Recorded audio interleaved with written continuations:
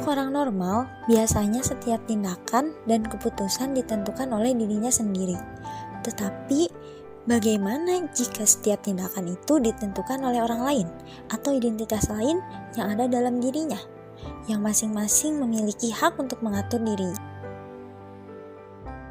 Gambaran hidup seperti itulah yang dialami oleh penderita dissociative identity disorder atau dikenal dengan nama lain yaitu multiple personality disorder.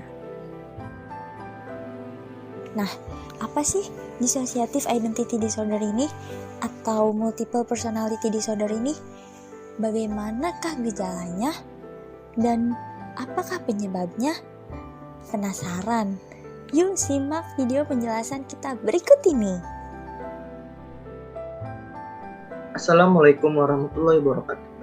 Kami dari kelompok 7 3PA04 akan menjelaskan tentang dissociative identity disorder. Baik, selanjutnya akan dilanjutkan oleh Lestari. Baik, saya akan menjelaskan definisi dari DID. DID sebelumnya dikenal sebagai multiple personality disorder adalah kehadiran dua atau lebih kepribadian berbeda atau alters yang mengambil alih perilaku orang tersebut, disertai dengan ketidakmampuan mengingat informasi pribadi penting. Lalu, ada kriteria diagnosis DID menurut DSM-5. Pertama, gangguan identitas ditandai oleh dua atau lebih berbeda keadaan kepribadian atau alters. Di sini dapat digambarkan dalam satu badan terdapat orang yang berbeda dan saling berbagi tubuh yang sama, karena semua kepribadian memiliki identitas mereka sendiri, dapat berbeda dari beberapa aspek seperti cerita pribadi, cerita diri, nama, jenis kelamin, dan usia. Pasien mungkin sadar para alters dari menyadari situasi asing di sekitarnya atau diberitahu oleh orang lain.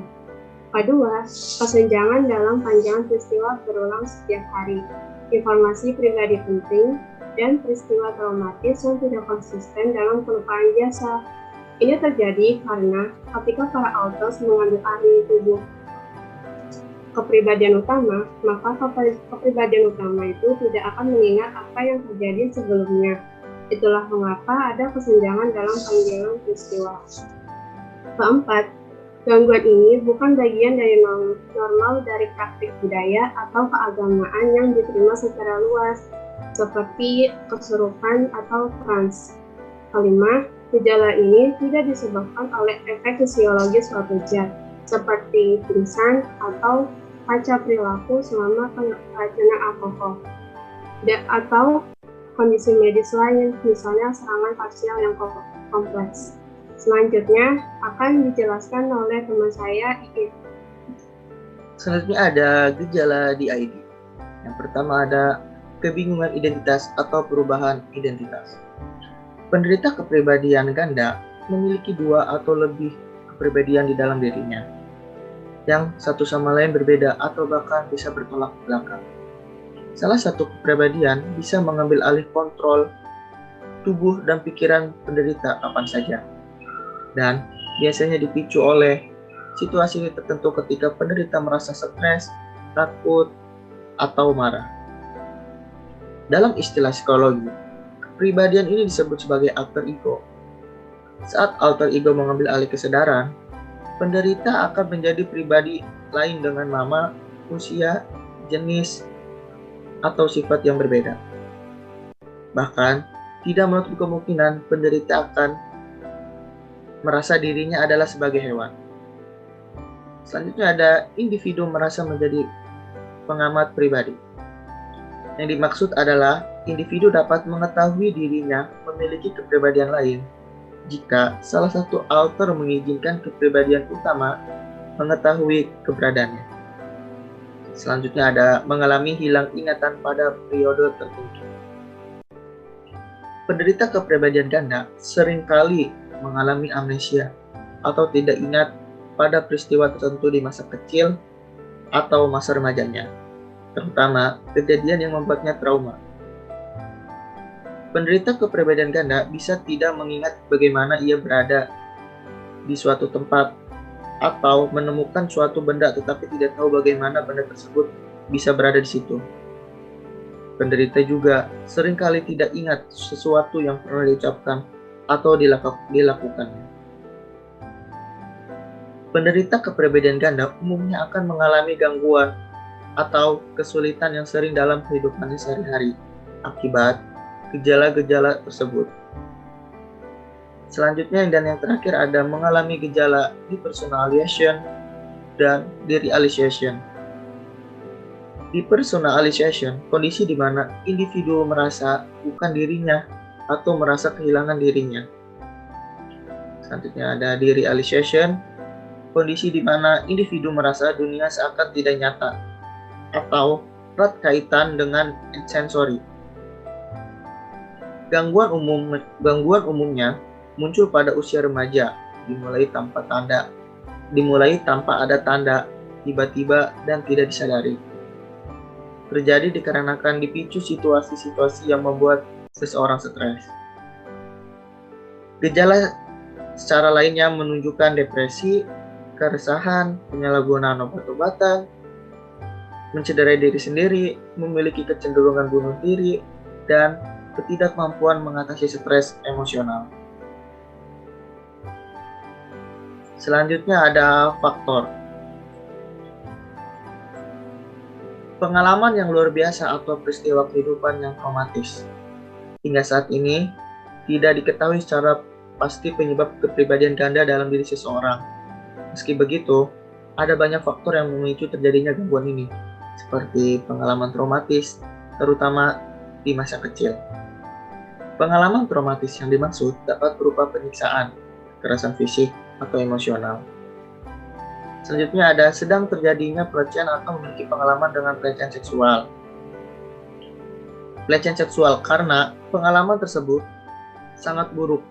Seseorang kemudian menciptakan mekanisme pertahanan diri dengan cara membuat kepribadian lain di luar kesadarannya.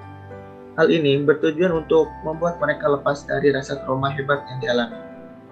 Selanjutnya akan dilanjutkan oleh teman saya yaitu Syifa. Baik, untuk selanjutnya yaitu ada dampak dari adanya gangguan DID atau dari DSM-5. Nah, gejala dari individu penderita gangguan identitas disosiatif yang parah itu dapat merusak fungsi keluarga, pernikahan, hubungan keluarga, dan peran sebagai orang tua, bahkan dapat merusak kehidupan profesional kerja penderita DID. Terdapat penanganan untuk penderita DID ini. Penanganan atau treatment untuk DID ini berdasarkan DSM-5 itu ada tujuan utamanya nih. Nah, tujuan utamanya itu membantu pasien agar berfungsi sebagai individu yang utuh dan satu kesatuan dengan pendekatan yang empatik dan halus atau lemah lembut, menyelesaikan efek emosional, perilaku, dan kognitif yang timbul akibat trauma yang dialami oleh penderita DID itu sendiri. Untuk treatment-treatmentnya itu ada 4 treatment. Nah, yang pertama itu ada psikoterapi. Psikoterapi atau bisa disebut juga sebagai talk therapy. Nah, talk therapy ini bertujuan untuk mengetahui apa yang memicu DID di dalam diri seorang penderita. Nah, terapi ini juga seringkali melibatkan keluarga nih. Nah, untuk ada lagi nih terapi lain. Nah, terapi lain ini disebut CBT. CBT ini artinya cognitive behavioral therapy. Nah, bisa digunakan untuk menangani trauma yang dialami oleh penderita DID agar karakter asli di dalam dirinya itu memiliki andil lebih dan dapat mengontrol dirinya sendiri dibanding alter-alter yang lain. Nah, untuk yang kedua itu ada hipnoterapi. Hipnoterapi ini mengatasi hal yang di-repress akibat trauma dengan menggunakan teknik age regression. Apa itu teknik age regression? Nah, regression sendiri itu artinya mundur.